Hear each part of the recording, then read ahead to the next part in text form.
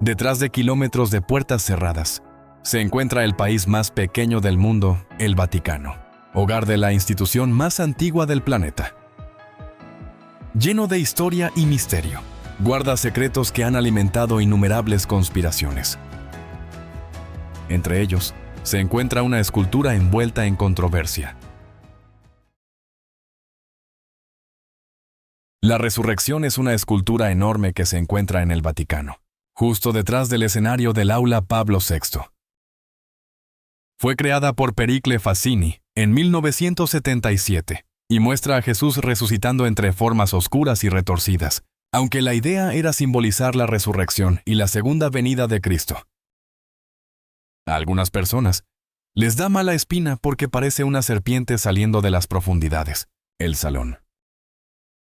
Diseñado por Pier Luigi Nervi en 1964 y abierto en 1971. También tiene imágenes que recuerdan a las serpientes. Hay quienes especulan que la escultura podría ser una pista sobre el nacimiento del Anticristo, lo que nos hace preguntarnos por qué el Vaticano eligió una imagen tan impactante para un momento tan sagrado. El 13 de mayo de 1917, 3 pastorcitos portugueses dijeron haber visto a la Virgen María, quien se les apareció 5 veces más ese año. Ella les compartió mensajes proféticos conocidos como los 3 secretos de Fátima. Que el Vaticano se toma muy en serio. 2 de estos mensajes se revelaron en 1941. Describía la visión de un lugar complicado, con almas pasando por dificultades. Y otro predecía el fin de la Primera Guerra Mundial. Pero también advertía sobre una Segunda Guerra Mundial, debido a las malas acciones que seguían ocurriendo. El tercer mensaje se mantuvo en secreto hasta el 13 de mayo del año 2000, y describía un futuro en el que el Papa y los líderes de la Iglesia enfrentarían pruebas muy grandes. Algunos lo interpretan como una señal de advertencia antes del esperado regreso de Cristo. Muchos se preguntan cómo se está preparando el Vaticano para estos eventos. ¿Tú cómo interpretas la decisión del Vaticano de guardar el tercer secreto por tanto tiempo? Déjame tu comentario y platiquemos. La Vera Cruz es una reliquia muy venerada, que se cree que es la madera de la cruz donde crucificaron a Jesucristo. La tradición cuenta que Helena, la mamá de Constantino el Grande, viajó a Tierra Santa en el año 326 y encontró las 3 cruces relacionadas con la muerte de Jesús. Algunos creen que la Vera Cruz incluso tenía el nombre de Jesús grabado. Después de encontrarla, la cruz se dividió en pedazos, y muchas iglesias de todo el mundo afirman tener algunos de estos fragmentos. Un pedazo que está en la Catedral de Waterford, en Irlanda, fue examinado por la Universidad de Oxford en el año 2016, y se descubrió que era del siglo XI, el tesoro más preciado del Vaticano. La Crux Vaticana es un objeto de oro macizo con joyas del siglo VI, de unos 30 centímetros de alto, que se dice que contiene fragmentos de la Vera Cruz. Sin embargo, el Vaticano no ha hecho pruebas científicas a estos fragmentos. Esta falta de pruebas nos hace preguntarnos si el Vaticano de verdad valora tanto estas piezas. ¿Por qué no buscar una confirmación con los métodos modernos? No está claro si es por respeto o por miedo a lo que esas pruebas podrían revelar. Los museos vaticanos albergan miles de restos antiguos preservados de todo el mundo, algunos con más de 2 millones de años de antigüedad, incluyendo ejemplos de Perú. Estos valiosos objetos históricos se han mantenido con muy pocos estudios científicos. Hace poco, el Vaticano aceptó devolver 3 restos peruanos preservados que adquirió en 1925, encontrados en lo alto de los Andes, y que se cree que están relacionados con rituales incas. Debido a que el acceso a ellos era muy restringido, los investigadores han tenido pocas oportunidades de estudiar su edad o su origen. No se sabe con certeza qué tan grande es la colección del Vaticano, ya que han devuelto discretamente algunas piezas a sus países de origen. pero todavía tienen muchas otras que no han revelado. Esta situación nos hace preguntarnos por qué el Vaticano reunió estos restos, qué información buscaban y qué otros artefactos importantes podrían estar guardando celosamente. Su cautela con los estudios científicos sugiere que podrían tener conocimientos históricos que aún no han compartido con la comunidad de investigadores. Si te gustó este video, no olvides suscribirte y activar la campanita para no perderte ningún episodio futuro. Y compártelo con tus amigos. Eso ayuda mucho al canal y me emociona seguir trayéndote más contenido genial. En 1877, unos arqueólogos descubrieron los restos de un hombre prehistórico conocido como el Príncipe de Helmsdorf, que vivió alrededor del año 1940 a.C., en lo que hoy es Alemania. Investigaciones forenses recientes sugieren que pudo haber sido víctima de uno de los primeros actos de intriga política de los que se tiene registro. Los expertos encontraron evidencia de varias heridas graves en lugares muy precisos, zonas similares a las que apuntarían los gladiadores romanos. Lo que indica que una persona o un grupo de personas muy hábiles estuvieron involucrados. El príncipe gobernaba un reino poco conocido cerca de Weimar, pero mucho de su vida sigue siendo un misterio. Parece que lo tomaron por sorpresa y no se defendió, lo que sugiere que pudo haber confiado en las personas involucradas. Este descubrimiento nos muestra que los conflictos políticos y la traición tienen raíces muy profundas en la historia. También nos hace preguntarnos sobre el interés del Vaticano en este antiguo evento y lo que significa para la perspectiva de la Iglesia sobre la naturaleza humana y el liderazgo. El complot Renjin ocurrió en 1542, durante la dinastía Ming en China, bajo el emperador Jia Jing, quien estaba obsesionado con encontrar un elixir para vivir más tiempo. Él creía en las cualidades especiales de la vitalidad de las jovencitas, por lo que mantenía a un grupo de chicas de entre 13 y 14 años con una dieta limitada de hojas de morera y agua de lluvia. Muchas se enfermaron y fueron despedidas por el emperador como respuesta. 16 de las chicas planearon enfrentarlo. Lo tomaron desprevenido e intentaron someterlo. Pero él se resistió y escapó cuando una de ellas pidió ayuda. Las personas involucradas sufrieron consecuencias muy graves a través de una forma de castigo tradicional y prolongado.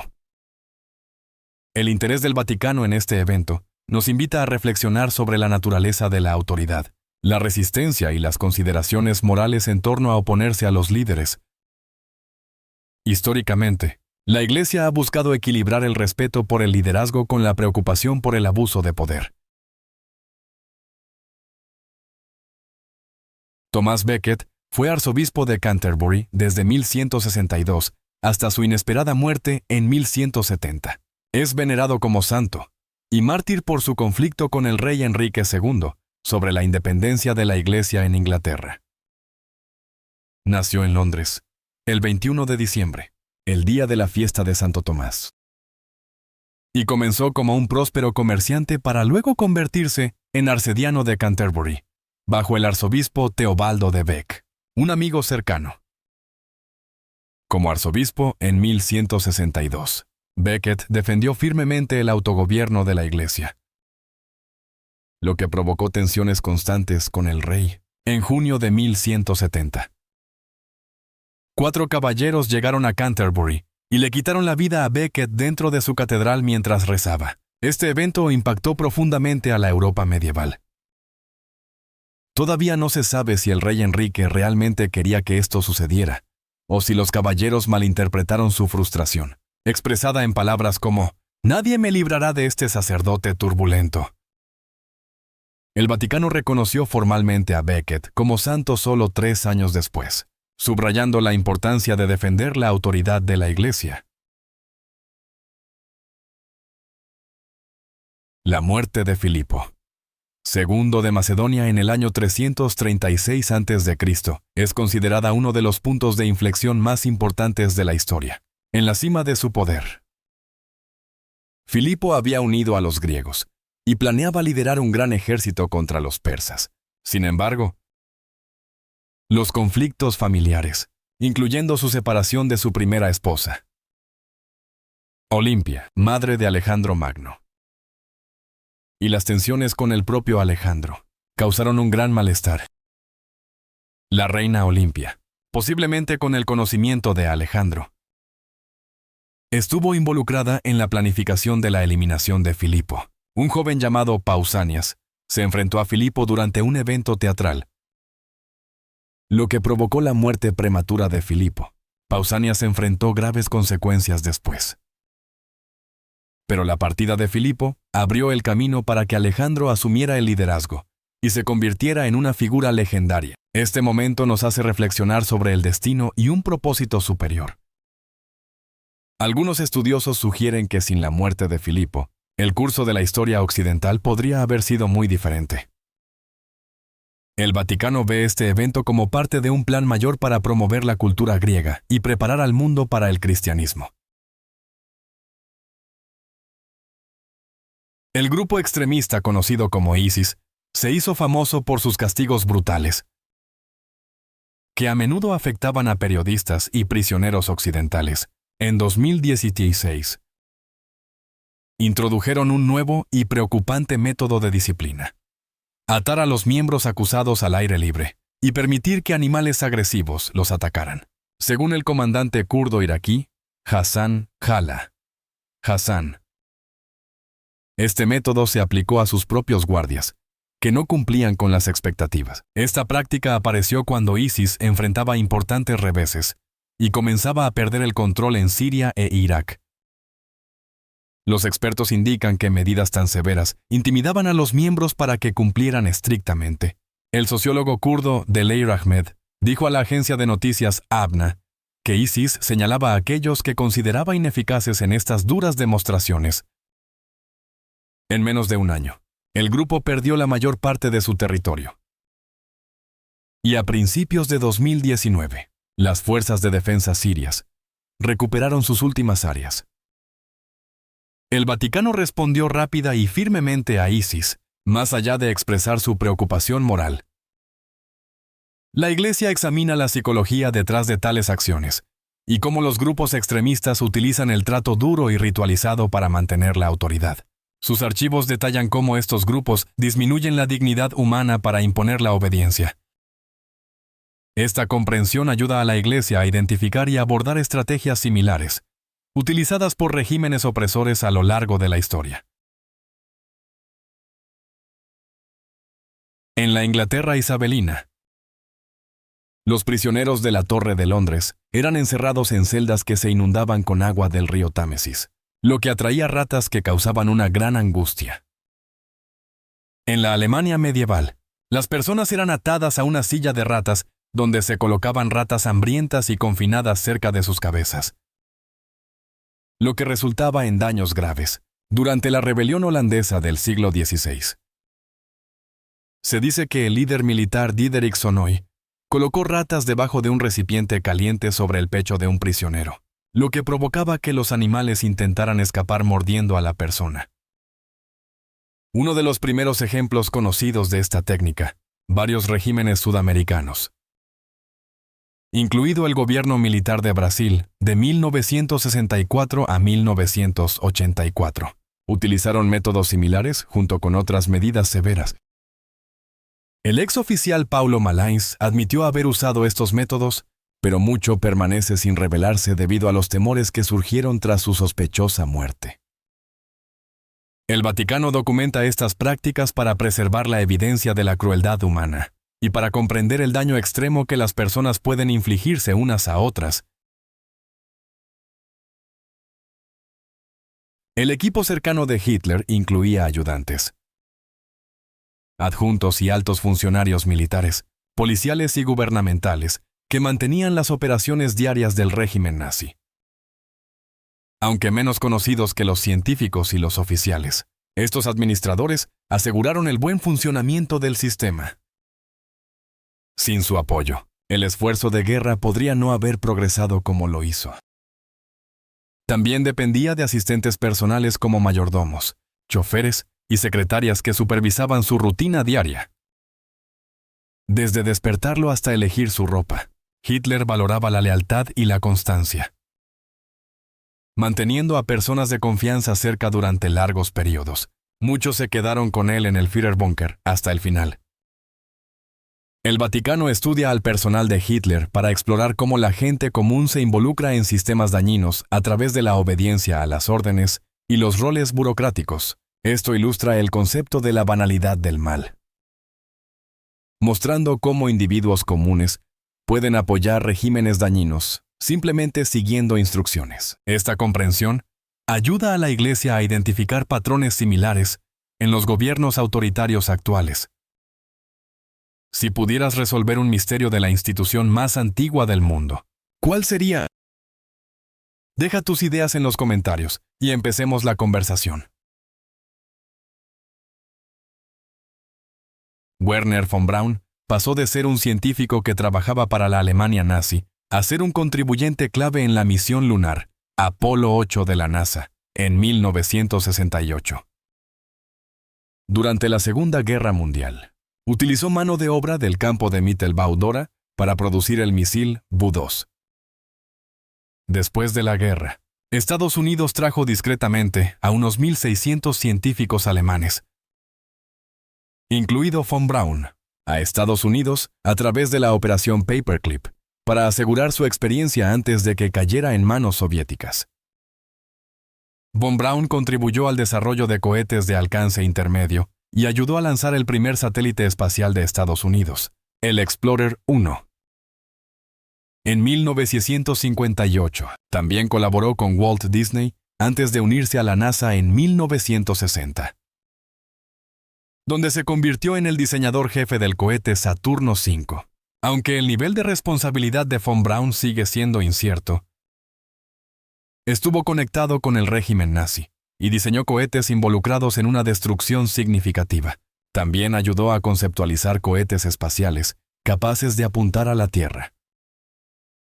Los archivos del Vaticano incluyen registros detallados de la Operación Paperclip y exploran las preocupaciones éticas en torno al empleo de excientíficos nazis en los programas espaciales estadounidenses. La Iglesia ha reflexionado profundamente sobre la transformación de von Braun de una figura de guerra a un célebre pionero estadounidense, y la compleja cuestión de si la redención es posible para aquellos con tales historias.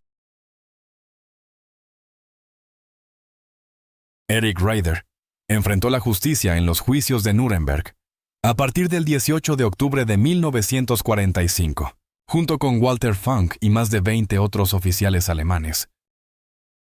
Fue acusado de conspiración, violaciones de la paz y crímenes de guerra.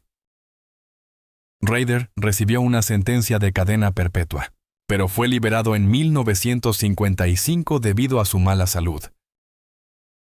Antes de esto, Raeder se desempeñó como gran almirante de la Armada alemana, ocupando el cargo naval más alto en 1939 y liderando las fuerzas durante los primeros años de la Segunda Guerra Mundial. Un veterano experimentado de la Primera Guerra Mundial, aportó una amplia experiencia. Después del ataque del 7 de diciembre a Pearl Harbor, Raeder animó a Hitler a declarar la guerra a los Estados Unidos y a concentrar los esfuerzos en la costa este, lo que refleja su fuerte enfoque estratégico. Su planificación contribuyó a pérdidas significativas entre los marineros aliados e interrumpió muchas rutas de suministro a Gran Bretaña. El Vaticano registra el caso de Raeder como parte de su examen de cómo los líderes militares racionalizan medidas estrictas bajo la bandera del patriotismo y el deber.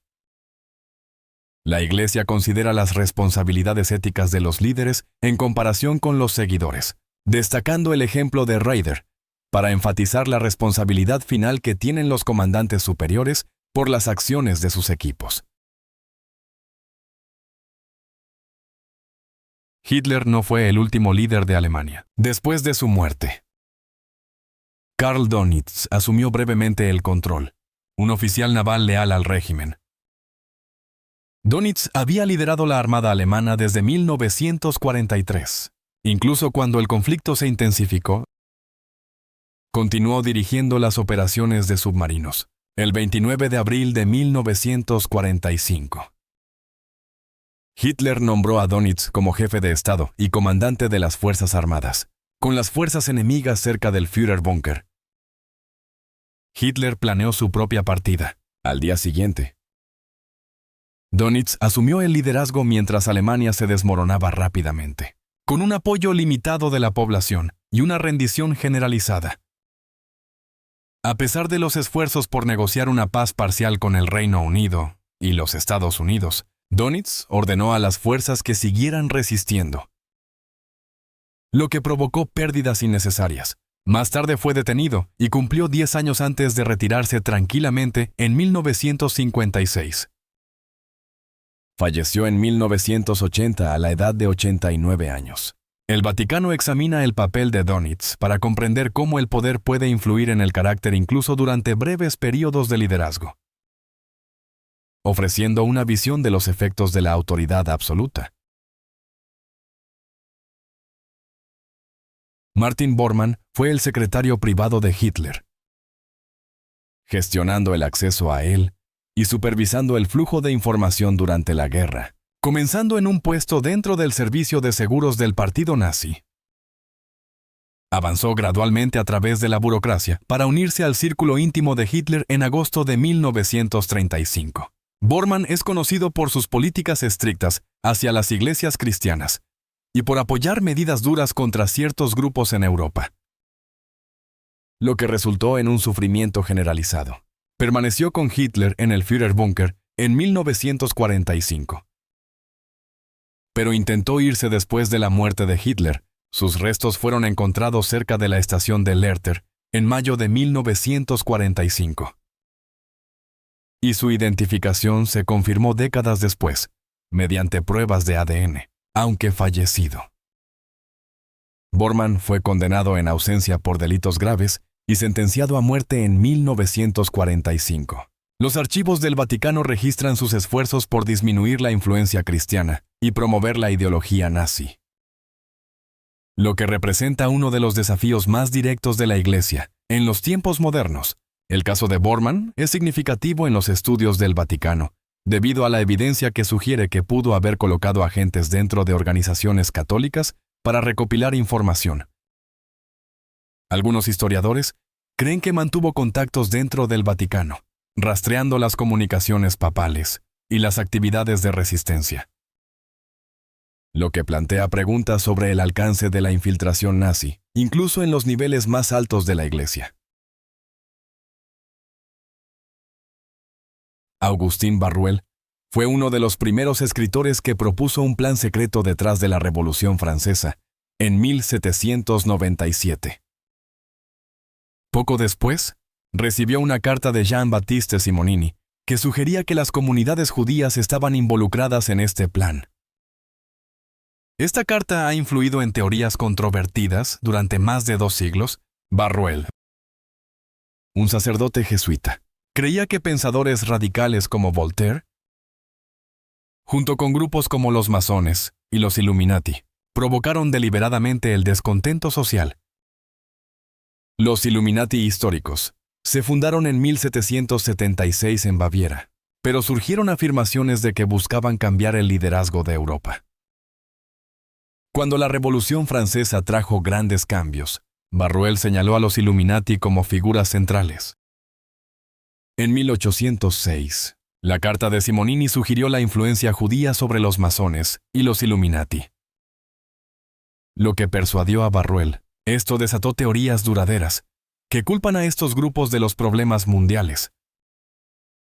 Se dice que el Vaticano guarda la carta original de Simonini en sus archivos, pero no lo ha confirmado ni negado públicamente. Este silencio ha llevado a especular que la Iglesia pudo haber utilizado tales teorías para explicar acciones pasadas hacia las comunidades judías. La Carta de Simonini es un ejemplo temprano de un documento que se ha utilizado para difundir la desconfianza y la división. La posesión y discreción del Vaticano plantean preguntas importantes sobre su papel en la circulación histórica de estas teorías sensibles. Si te pareció fascinante esta inmersión en la historia oculta, dale like para apoyar el descubrimiento de más secretos como esto. El Archivo Apostólico del Vaticano. antes conocido como el Archivo Secreto. Contiene aproximadamente 53.885 kilómetros de estanterías llenas de textos valiosos y antiguos. Alberga alrededor de 35.000 volúmenes que abarcan un estimado de 12 siglos, pero solo unos pocos elegidos han tenido acceso. El archivo está altamente asegurado, diseñado como una fortaleza. Aunque el Vaticano ha trabajado para reducir parte de su misterio, mucho permanece sin revelar. Se han puesto a disposición algunos documentos históricos, incluidos los registros relacionados con la muerte de María, reina de Escocia, en 1587, y los documentos sobre la excomunión de Martín Lutero, quien desempeñó un papel importante en la configuración del protestantismo. Otros materiales restringidos incluyen las transcripciones del juicio de los caballeros templarios, quienes enfrentaron graves acusaciones en 1314. El Papa Clemente V los absolvió silenciosamente en 1308. Y los documentos se guardaron de forma segura, y solo se revelaron en 2007. Estas publicaciones representan menos del 1% del contenido del archivo. Los fondos restantes provocan especulaciones sobre materiales no revelados, que van desde fenómenos inusuales hasta revelaciones históricas significativas, que podrían influir en nuestra comprensión de la historia del cristianismo. La cuidadosa selección del Vaticano de qué compartir plantea preguntas sobre los criterios detrás de estas elecciones. ¿Qué permanece confidencial y por qué esta tradición de discreción ha perdurado durante más de 1000 años?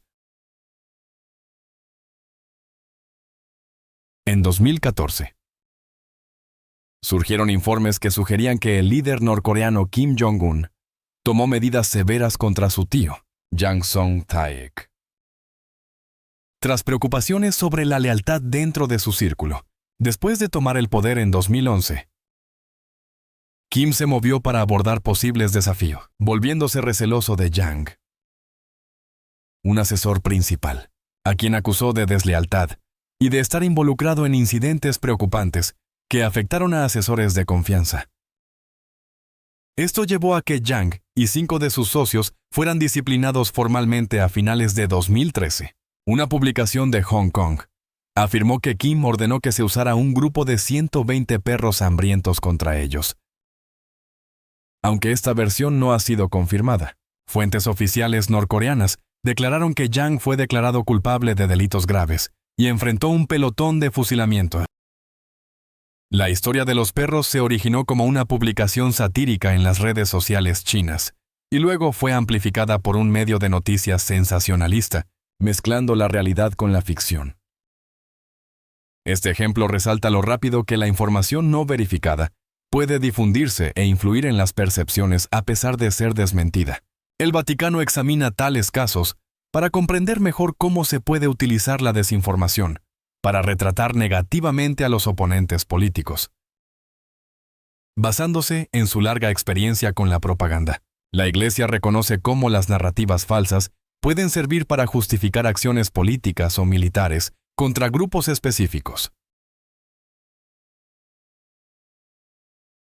Rudolf Hess era un estrecho colaborador de Hitler, nombrado Führer, adjunto en 1933.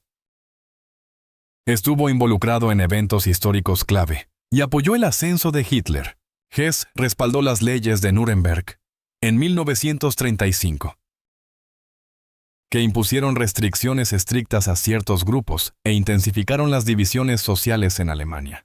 En 1941, Hess emprendió un inesperado vuelo en solitario a Escocia, afirmando que su objetivo era explorar negociaciones de paz con Gran Bretaña. Fue detenido, declarado culpable de delitos contra la paz y condenado a cadena perpetua, que cumplió hasta su muerte, en 1987. Las razones detrás del vuelo de Hess siguen siendo inciertas. Los informes oficiales lo describen como un acto solitario impulsado por intenciones poco claras. Algunos creen que llevaba propuestas de paz confidenciales, mientras que otros piensan que huyó después de descubrir planes preocupantes Otra opinión sugiere que había descubierto un complot para reemplazar a Hitler con una figura más moderada. El interés del Vaticano en Hess se relaciona con sus extensas operaciones de inteligencia durante la guerra, con una posible participación en negociaciones discretas y un conocimiento previo de su misión. Su prolongado encarcelamiento sugiere que poseía información sensible. Su muerte a los 93 años, en circunstancias poco claras, ha provocado especulaciones sobre los esfuerzos por mantener ciertos asuntos en secreto. En diversas culturas, se utilizaban elefantes entrenados para llevar a cabo acciones disciplinarias públicas, sujetando a los individuos, ya sea de forma rápida o durante un periodo más largo. Esta práctica era más común en el sur y sudeste de Asia, especialmente en la India, donde los gobernantes demostraban su autoridad al manejar animales salvajes. Civilizaciones antiguas como Roma y Cartago también emplearon ocasionalmente elefantes de manera similar. Los elefantes eran dirigidos por cuidadores conocidos como mahouts, que podían moderar el comportamiento de los animales si se concedía clemencia. En el reino de Siam, algunas personas experimentaron un tratamiento prolongado pero menos severo y, a veces, se resistieron. Estas prácticas continuaron hasta el siglo XIX, antes de disminuir debido a la influencia colonial. El método funcionaba tanto como disciplina, como una demostración del control supremo de un gobernante para desalentar la disidencia. Los archivos del Vaticano contienen registros de estas prácticas para examinar cómo se mantenía la autoridad política e informar la comprensión de la Iglesia. Algunos sugieren que la Iglesia hizo referencia a estos relatos durante periodos como la Inquisición, cuando ejerció autoridad temporal y empleó técnicas de aplicación prolongadas, aunque la Iglesia no utilizó elefantes en Europa. El conocimiento preservado plantea preguntas sobre su aplicación, si bien la Iglesia moderna se distancia de estos enfoques históricos. Los registros detallados indican que esta información se consideraba importante y se conservó a través de generaciones. Suscríbete ahora y únete a nosotros mientras exploramos las historias y misterios mejor guardados que la historia intentó enterrar. Estas no son meras especulaciones, sino eventos documentados, reconocidos, negados o dejados sin abordar por el Vaticano. A lo largo de más de 2000 años, estas conspiraciones revelan temas recurrentes de secreto, poder y control, desde la protección de artefactos antiguos hasta el mantenimiento de lazos con líderes controvertidos y la preservación de registros de eventos históricos. El Vaticano parece operar bajo principios únicos. La pregunta clave sigue siendo más allá de las conspiraciones conocidas. ¿Qué secretos se esconden en los 53.885 kilómetros de estanterías de los archivos apostólicos? ¿Qué documentos permanecen clasificados? ¿Y qué misterios esperan ser descubiertos? Aunque se le cambió el nombre de archivos secretos a archivos apostólicos, lo desconocido perdura. Detrás de esas puertas cerradas y muros antiguos, la verdad espera pacientemente a aquellos dispuestos a buscarla. Gracias por estar con nosotros. Deja un comentario, dale me gusta para mostrar tu apoyo y recuerda suscribirte para más videos emocionantes. Nos vemos la próxima vez.